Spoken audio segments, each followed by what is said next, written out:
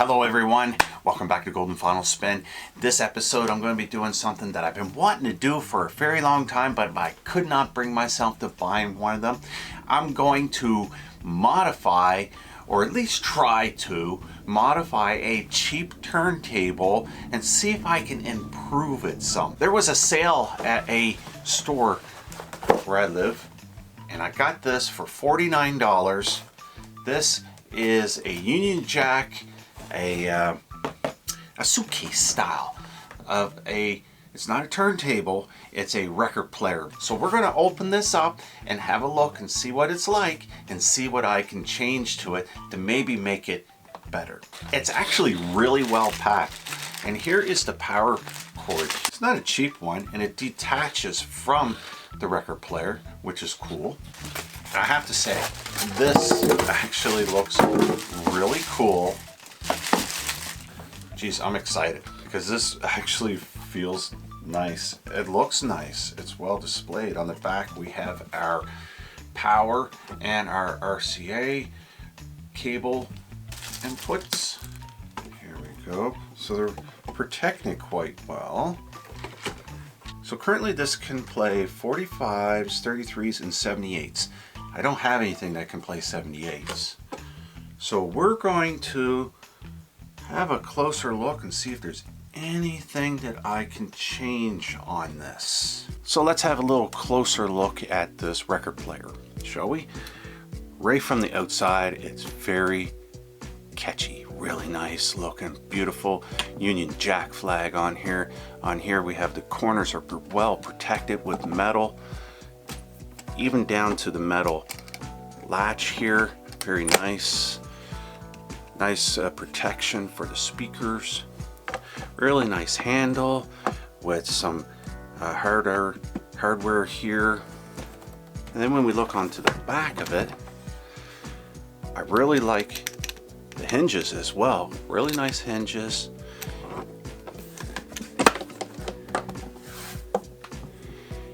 And really nice setup here for your power and your audio outputs. They look nice. I like that. Now we take a closer look on the inside. I'm not sure what this is made of. I think that's just plastic for the plinth area. We're going to take this apart eventually, and I'm not sure if it's belt, but there's a little pen here I can pop off. I'm going to pop that off, have a look underneath. On here it has these really nice rubber pieces, so that will sit, so your record's not going to sit right down on this cheap plastic platter. It will sit on these rubber pieces, which is cool. I've seen that done before. Tone arm is very cheap. And over here you have a cue up, which is nice. You have your power on and off. You have headphones that you can put, and you have line in. So obviously, because this has speakers, it can act like a speaker by itself by plugging something else into it. This goes from 33, 45, and 78 RPMs. I never had anything that had a 78 RPM before, and then it has auto stop on and off switch. So obviously when it gets to a certain area, auto stop. It doesn't do an auto return, but it will stop. But right now I'm really curious of how much pressure is this actually being put down onto the record. How much grams are actually on that? Now we have 3 different scales just in case we need to try different ones to find out the actual weight. We're going to calibrate it, basically show you what my turntable is, and then we're going to go over to theirs. Alright, so mine is sitting at almost 2 grams, so not too bad. But we're going to go and have a look with the digital.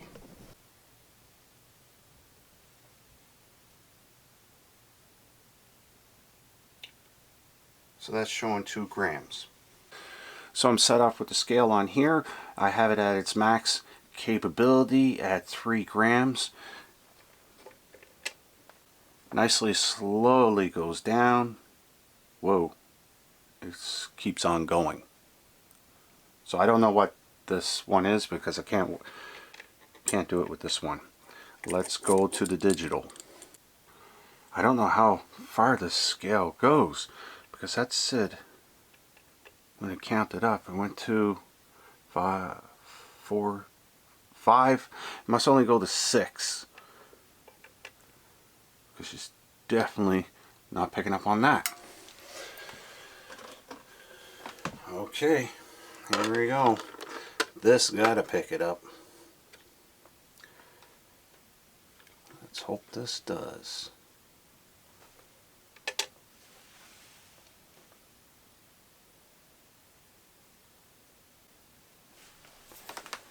5.8. Wow. Now, just for the sake of argument, we're going to use the same scale on mine.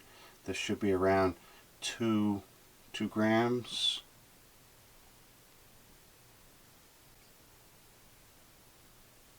There you go, folks. So I have an idea. I'm not sure if it's going to work, but we're going to somehow get a counterweight onto this. And I don't like the fact that you can't change things out on this as far as your cartridge. I'm going to change out that, put different head shell on it, and we'll go from there. But first we're going to try this out on an old record to see what it sounds like.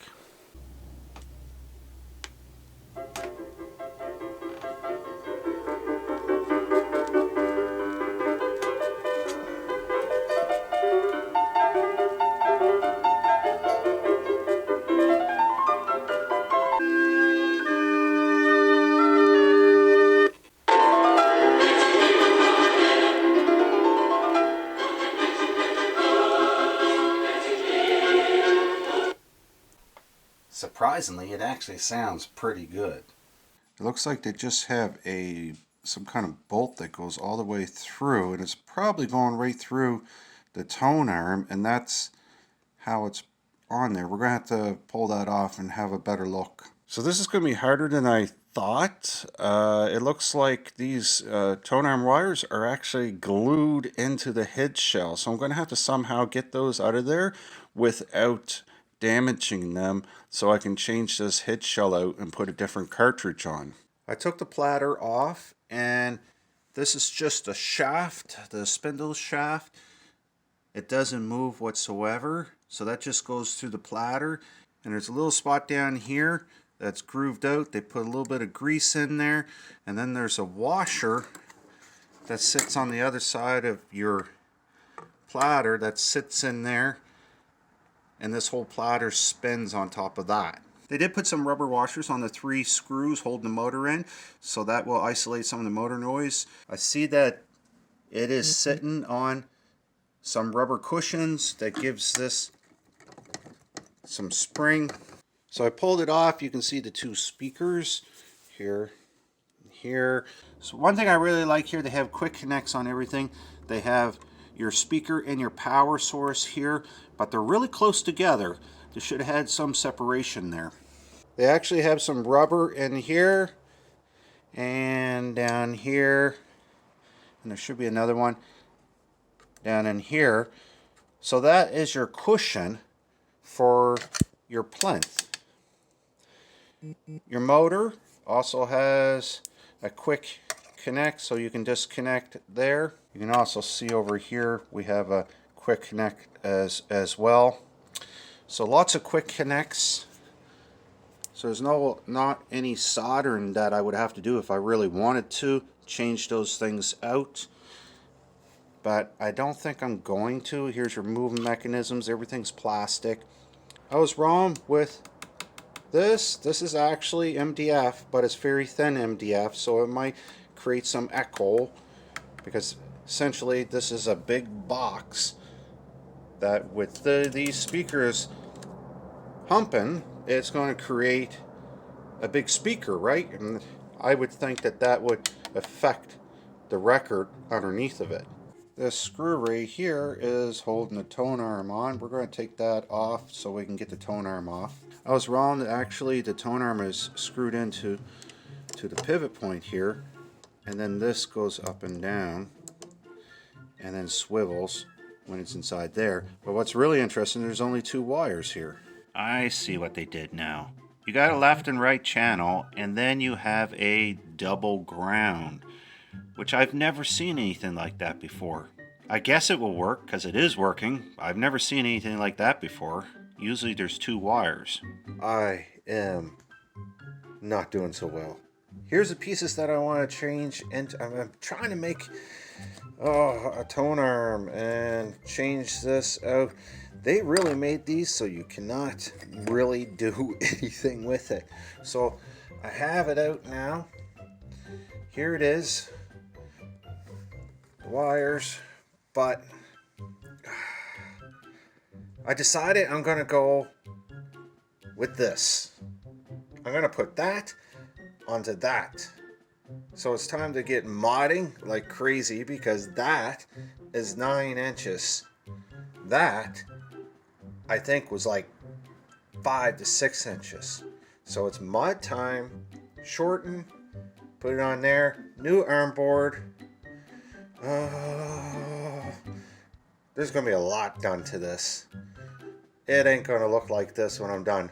Sorry, we're going to have to continue this one.